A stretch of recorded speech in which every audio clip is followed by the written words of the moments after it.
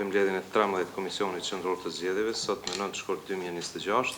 Merren të propozuar të ditës se kemi certifikimin e rezultatit përfundimtar të zgjedhjeve të parakohshme për Kuvendin e Republikës Kosovës të mbajtura me datën 28 dhjetor 2025.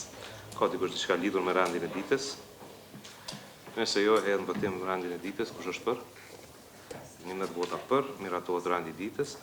Atëherë, pas shpalljes që kemi pas të rezultatit për zgjedhjet e parakohshme, me datën 31 janar, janë parashtruar ankesat dhe vendimet e fundit lidhur me këto ankesa i kemi pranuar sot nga Gjykata Supreme, me çka është hap rruga për certifikimin e rezultatit.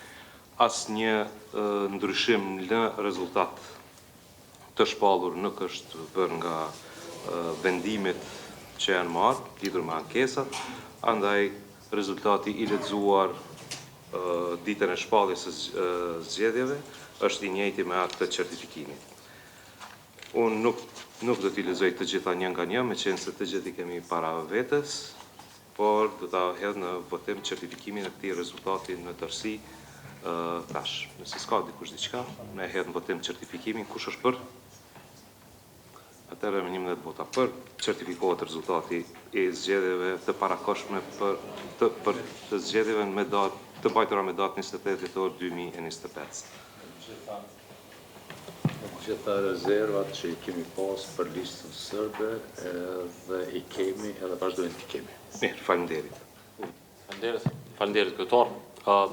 Bashkangjitëm sigurisht aty diskutimi edhe të mbajtur në mbledhjen e kaluar në raport edhe me listën serbe, për cilën kërkojmë jo vetëm për listën serbe, por për cilën do subjekt tjetër politik prej organeve të drejtësisë të veprojnë në këtë aspekt me gjitha veprimet që i kanë në kuadër të përgjegjësive të tyre dhe të ndjekin secilin prej tyre veç e veç, edhe këto raste të mos vinë pastaj të servohen në tavolinat e mbledhjeve të KQZ-s.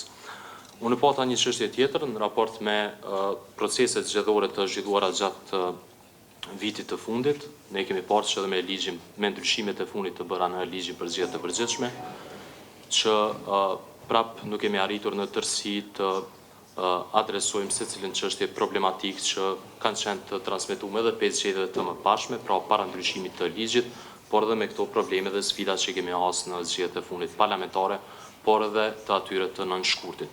Pra të qoftë në rastin e diasporës, votimit me postë, qoftë edhe në rastin e numërimit të votave të subjekteve politike dhe të veçanërisht të kandidatëve, konsideroj që në të ardhmen pra duhet për parashihet një ndryshim, një plotësim ndryshim i ligjit për zgjedhjet të përgjithshme dhe të adresohen gjitha këto problemet që i ka evidentuar KQZ-ja edhe në këtë rast edhe subjektet politike, por edhe organizatat e shoqërisë civile në raport me proceset zgjedhore.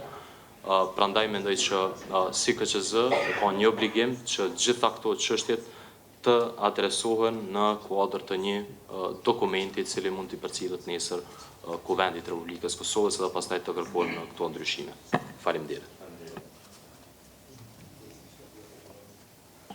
Atëherë unë i dëshiroj sukses subjekteve politike dhe kandidatëve për rezultatin e fituar. Dëshiroj punë të mbarë në ditëve në vijim në konstituimin e Kuvendit, qeverisë dhe punëve tjera. Po i bashkangjitëm fjalëve të Arianitin vetëm në një aspekt lidhur me ndryshimet ligjore sa i përket ligjit për zgjedhjet dhe kërkojmë që KQZ-ja të jetë më e përfshirë në rast të themelimit të ndonjë komisioni për ndryshime ligjore të ligjit për zgjedhjet. Me kaq që përmbylli takimin, faleminderit.